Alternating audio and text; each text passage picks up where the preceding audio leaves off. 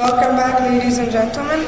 Our next speaker is Dr. Kim Jraiw, who is the Technical Project Manager of UN Kuwait National Transport Strategy 2010-2020. Dr. Kim is an international expert in various transport sector and road engineering areas with the UN, multilateral development banks, development agencies, and various organizations in the developed and developing countries for over 35 years.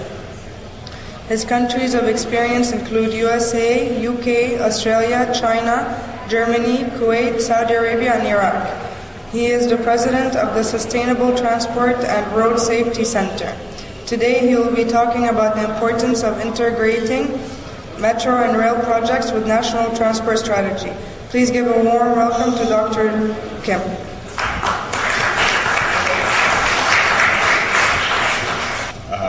Assalamu alaikum. I will talk briefly, because of the time limitation, about the benefit of public transport, then about national transport strategy for Kuwait, and need of sustainable metro and railway system, and finance of the metro and railway system. In general, all developing nations face same issue, like cities are expanding, and now for the first time we have half of the world population in the cities now, and this will increase in the future. We have high demand on transport. We have many organizations responsible for the transport system, and this is again a problem. And we have failure of all urban and transport planning.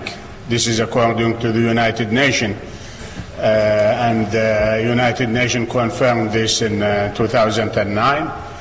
All urban planning issue and other are not successful. And this is why the city is facing different problems.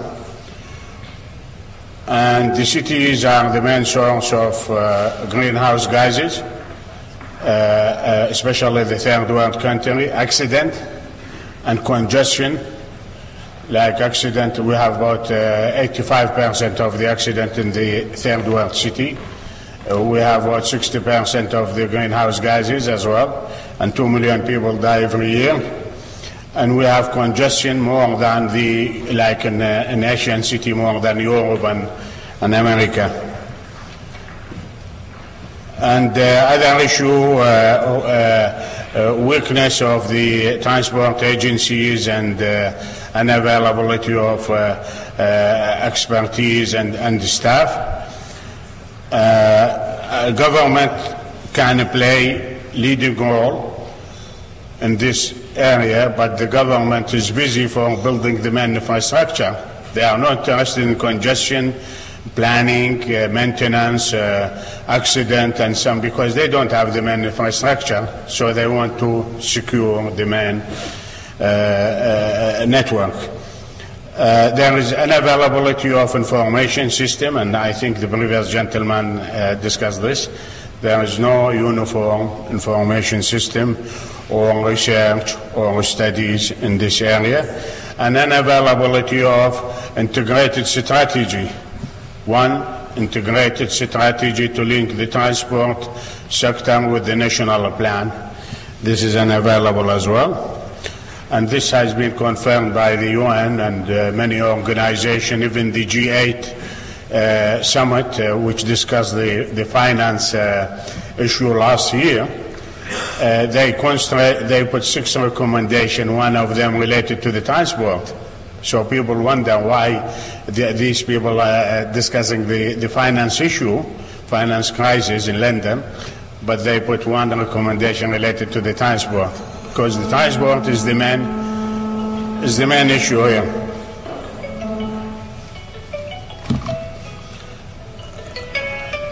So what is needed here? Needed is a national and integrated strategy and we need efficient implementation plan, because now it is difficult to have an efficient implementation plan in different areas because of the lack of resources. And then you need efficient institution in connection with the management, connection with the staffing, and in connection with the monitoring. Now we go to the public transport. Public transport has benefits, like we see in the USA. If we spend 100 million investment in public transport, this will create 4,000 jobs. It has impact on the economic growth and property. It has impact on the sale. It has impact on the houses value. It has impact on the tax for the government, additional tax.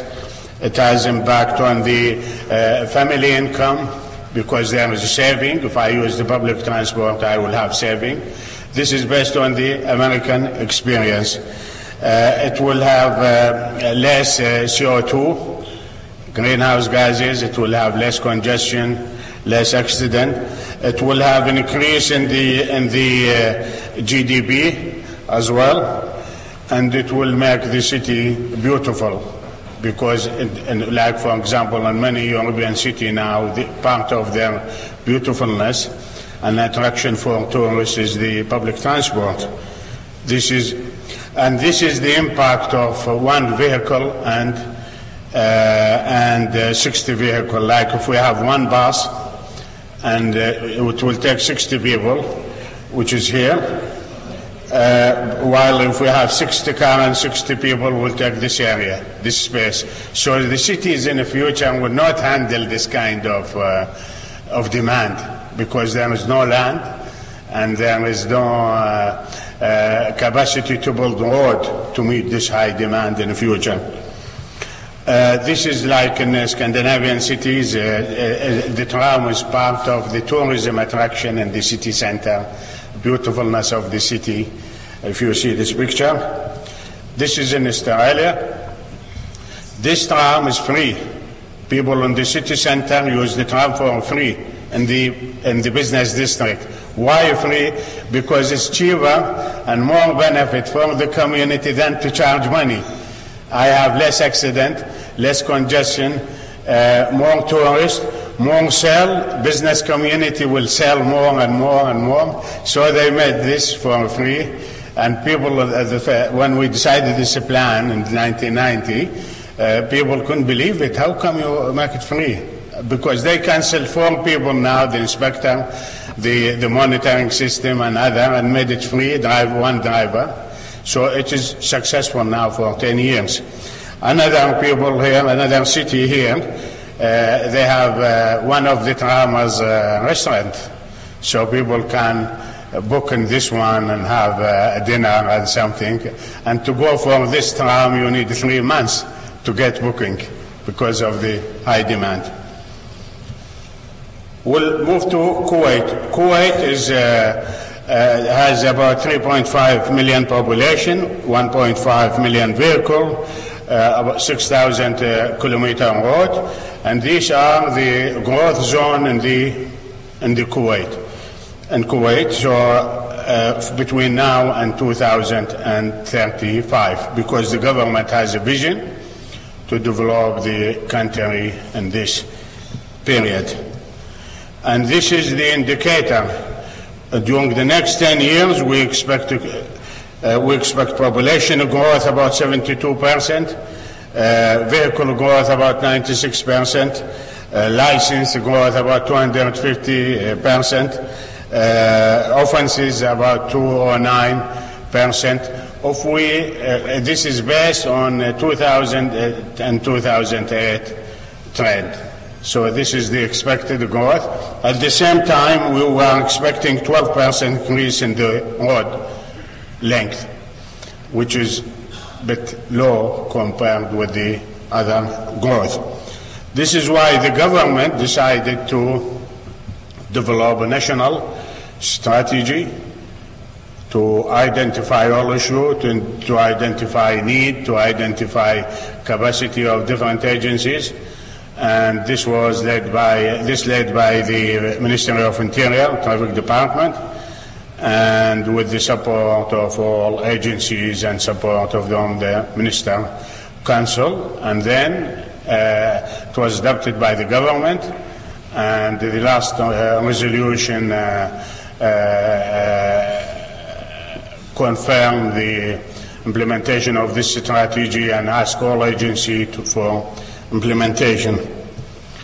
The vision of this one is sustainable and safe transport system for current and future generation in Kuwait.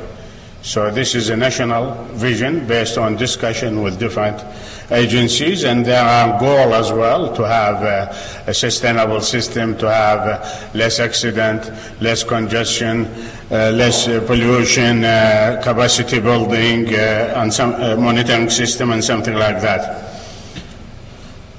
The component of this strategy included all components of the transport system, like management, planning, road transport, safety, database, vehicle, metro and railway, urban transport, traffic management, port and civil aviation, emergency service, and something like that. So there is no time to go on detail here. Then the strategy identified priority project. Priority project, the first one is institutional reform.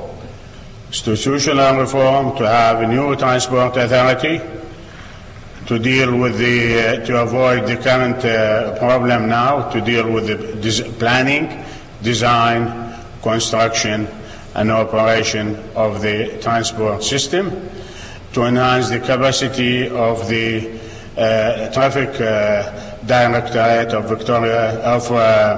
Kuwait Police, so to enhance their capacity with people and equipment and resources, and to have training. The strategy identified the need for Kuwait to have about 500 local engineers during the next 5 years and 3,000 traffic police.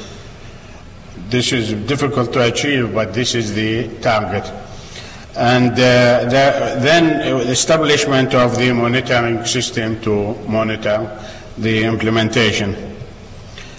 So at the end of the day, we will end with the Transport Authority, which will take part of the Ministry of Public Works, part of the Ministry of Communication, part of the municipality, and some part from Ministry of Interior.